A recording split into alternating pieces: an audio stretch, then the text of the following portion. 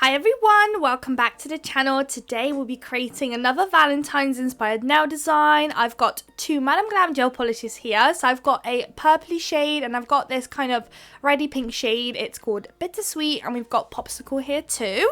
And we've also got a white gel polish. I don't actually have a white gel polish from Madam Glam, so I had to pick up one from a different brand. This one's from Cloud Beauty, and we are going to start applying our base colors. So the inspiration behind today's nail design is around Valentine's kind of stripy nail design was what I was going for.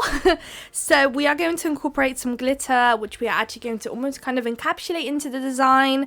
And we've got quite a lot of work to do on two in particular nails of today's design, but we'll get to that in a second. And for those two nail designs in particular, for those two nails, we're going to do things a different way. So we're going to actually top coat first and then do our nail art design. So it's almost like we're going to flip the method of doing nails completely upside down. So here I applied Bittersweet on one nail and then white gel polish on two of the nails and cured. So we're going to leave the other two clear. And now it's time for the ombre. So as you can see, I really like to do white, just one thin layer of white on a nail just before the ombre, because it really does make the colours pop so much better, I find. And I don't know if you've noticed, but I tried to kind of trim my little sponge here, and I ended up actually applying the gel polish on the wrong side. You'll notice that the side, if you ever have these sponges, one side is usually quite shiny, and that's not the side you want to use because it doesn't really soak up the gel polish. It's kind of like a weird silky side, and I managed to place it on there. But as you can see, the ombre still worked, so that's great.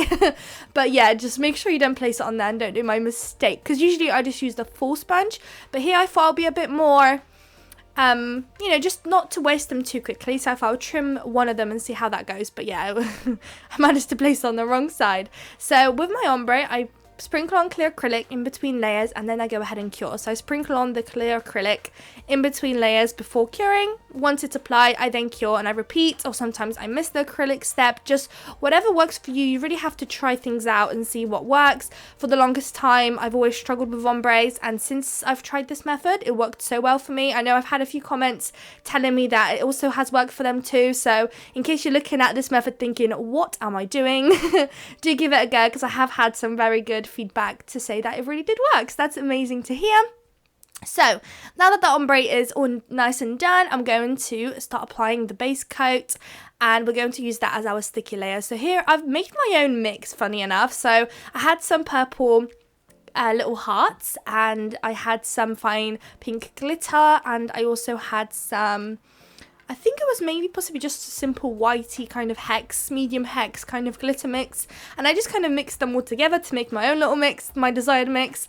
And I'm kind of specifically placing it in the center where the two colors meet, where the ombre is kind of happening. And once you're happy, go ahead and cure it. I do go ahead and apply another layer of base coat on top of that, just to help kind of cap it in there, and for the edges not to be kind of thick and, spiky and stuff. I really wanted the nail to look and feel smooth. But there's all different methods of doing this. You can do builder gel on top, you can do clear acrylic, you can also file it down, all of that good stuff. So this is just a quick method for me to do for when I do videos for you. So I'm going to apply a matte top coat on all of those nails, including the clear nails, and this is where it's about to get pretty, not tricky, but very, very time consuming. It took me a long time, but I definitely feel like it's super effective, and I'm so happy with this set, how it all turned out. I'm just really, really happy. So I'm just going to pop the last nail on there with the matte top coat. Then we can cure this for 60 seconds. And we've only got the two clear nails to do. We are also going to chuck on some crystals on that bittersweet full nail there too. So that'll come in just a second. So here we are, we've got the matte, and I really wanted to show you guys the two ombre nails with the glitter. It really looks so cool. The way the light hits, the hex kind of changes kind of shades and colors and brightness and all of that good stuff on the nail. So I thought that was so cool looking, so I really wanted to show you. So now that we've got the two clear nails all nice and matte, here is where the big job comes in. So what you want to do is grab your rhinestone glue gel. So for me, it's going to be the Macart one, and I'm going to pick up one of them first, and I'm going to try and draw a half of a heart. So the idea is that when you connect the two nails together, you're going to connect two sides of a heart, which will create a perfect heart together. So you could say this bit can be a bit tricky and difficult to get the side of the heart kind of identical. It doesn't have to be perfect, but you see here I kind of tried to envision where I want the heart. I did dots and then I went ahead and just kind of connected them. And lucky enough, we're going to do this with crystals, so you know there is that room for improvement. If you had to hand draw just the perfect kind of heart, I feel like that's more noticeable, and with the crystals you can move them about a little bit before you cure them to get them perfectly how you want them. So I just personally find that so much easier. So I'm going to work on the one first, get that perfect. I am going to use some AB crystals, and I decided to opt to just use one size here. So you want to kind of pick the size that will work best for you on the nail bed you're working on. So of course for me, I've got a super long nail bed, super large nails, so I could use a slightly larger crystal. But if you're working on smaller nails, I'm sure a super small size would literally do just fine. I feel like I've done this nail design before, not this one in particular, but this idea between two hearts joining together to create like a beautiful heart, two nails. And before I've done, each side of the heart was kind of very large, and it kind of ended up tapping the one side of that nail. So on this nail will be the right hand side. It was almost kind of super large. So for this one I really wanted to make it much more smaller, cuter looking, a bit more petite. So once I'm happy with this little heart shape, I will pop it into the lamp, and then I think I ended up going off camera and just doing the other nail. I could be wrong, but I do think I did. And it's just great because with the crystals you can just amend it. You can even count exactly how many crystals you use to make sure you don't overdo it to make it too large. I just find it so much easier to play with crystals than hand drawing the two heart shapes. Oh, it's just painful. So there we are. We've got the two nails there done. So since we're already on the crystals, I thought I'll just finish up this bittersweet nail there as well and have all the crystal work all done. So with the ABs on this one, I picked up one of my little mixes of different sizes here, and I'm just doing my standard, picking up the largest one that I'll place in the center, and then the further away I'm getting, the smaller the crystal I'm using. I think I did a little bit of an oopsie on this one, you'll see in a second, and then I ended up placing way too many crystals, so I do end up kind of taking one off. So the two that we've placed there just next to each other, they're a bit too similar in sizes, so later on I do go ahead and remove them, because I just didn't need to be them, and you see that in a second.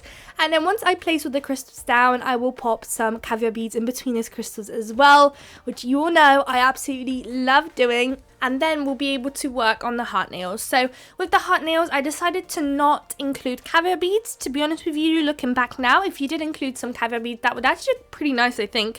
It would definitely give it more of like a luxury look and a bit more of a detailed vibe. But I think at the time, it took me so long that I didn't think I even noticed that I didn't place any caviar beads on that one. So if you do end up recreating it and you do place caviar beads, make sure you tag me because I'd love to see what it looks like. But for the meantime, with this nail design, it's super time consuming. I did end up trimming quite a few bits, and that's not just because I was trying to make the video shorter. It's just incredibly repetitive, and it really did take me a long time, to the point that I stopped recording so I could save some battery, because I didn't think my phone was going to last till the very end to include everything in the video. So it's going to be quite repetitive, but I feel like since this was the second time I was doing this nail design, I feel like I actually ended up being so much more quicker than the first time.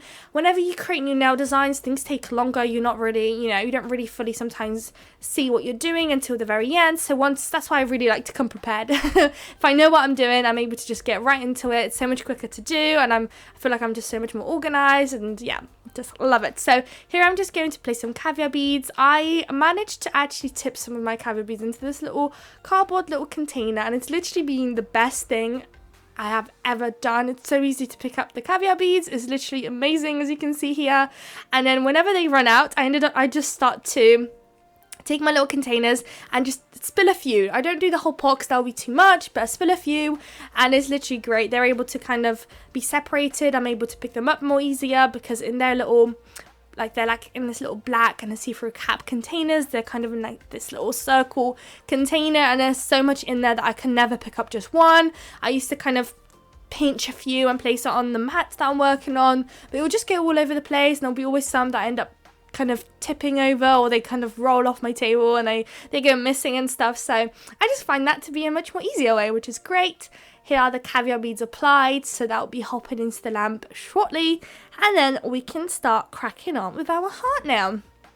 Oh yes, so here with my wipe, I ended up placing way too much rose and glue gel, and since we're already working on a matte top coated nail, we don't want any of that to be seeping through outside of that crystals, one of those crystals, because if it cures, it's going to be shiny, so that's not what we want. If that does happen, you could just go in again with a matte top coat if you wanted to, or you can get some nail prep cleaner liquid with some lint-free wipe and just wipe away what you can. Of course, being quite cautious because the crystals or the caviar beads are not cured. I'm not quite sure if I end up curing in between. So now here, the biggest pain. There was so much work that went into this. You want to do stripes here. And we're going to do the stripes with some of that popsicle colour with the bittersweet from Madame Glam and also the white. And this isn't hard. And yeah, I wouldn't say this is hard. This is just incredibly time consuming. And you'll notice at the end of the video, the lines don't match up between the two nails. And I'm personally very fine with that. I don't think it ruins the look. Of course, if it was perfectly aligned, it would be amazing and all of that good stuff. But it isn't. And I'm still very happy with it, I think. I think it's super pretty. So you're going to do lines, and now the thickness of the lines is all completely up to you. I feel like possibly mine were a bit too thin because it did take a lot of goes and tries and stuff like that, in the sense of there was just a lot of lines I had to do and I wasn't too sure on my capabilities, so I did sometimes cure in between layers, so that took time. So we've done the purple and I believe that was cured. And then I'm going in with the bittersweet, and that's going to be below the purple. So same thing, you also have to try as much as possible, as much as you possibly can, to make the lines the same thickness, but you also don't want the two colours to touch. So you really want that gap in between the colours, so that kind of clear gap. You just want to colour in, and I did go ahead and do 2 layers. So once I've applied all of my first layers, I do go ahead and do a second layer. The second layer is so much easier to do for sure, because you've already got that outline drawn. You just need to colour it in again, which is great. And here I didn't end up curing in between, so I do go ahead and jump into the white.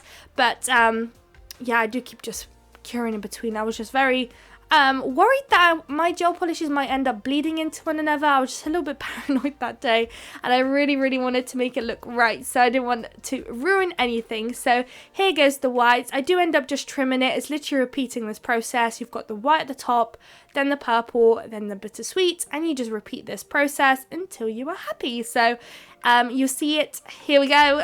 There it is, looking great. Right now it looks pretty kind of almost like it was done perfectly, but later on when you combine it together, it's not quite there, I don't think, but that's fine. Like I said, I'm more than happy with it being the way it is. So that was about probably another 30-minute trimmed of me doing this nail. So now that it's done, it's been cured, all looking great, it's time to top coat. So I'm going to use a matte top coat again, and just very gently and carefully apply it in between the crystals. You don't want to apply it on the crystals, just make sure you go around them. And then go ahead and cure these. So once they're cured, I'll show you guys the final results. Like I said, this was a fairly intensive nail art design, simply because of the 2 nails. You could have definitely made it so much more simpler for yourself. Even using one colour would have been so beautiful. There's all sorts of different alternatives that you could actually do for this nail design. It doesn't have to be stripes, it can be love hearts, it can be an ombre. That could be very pretty, an ombre with the clear heart with the crystals there too. That would look amazing. I might even do that, maybe. It's just sparking some ideas for me. I just feel like I don't have enough time to do all these nail designs I'm thinking of, because Valentine's is not actually that far to go, and I don't know if I have enough time to do them all. So there we go, there's the nail mat, and it's together there. I was just trying to show you how well the heart kind of matches up together, and there we go. So here is the final result. I hope you guys liked it. I think it's so girly, I think it's so pretty.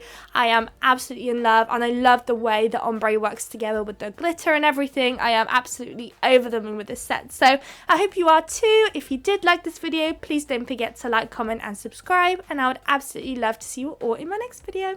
Bye guys!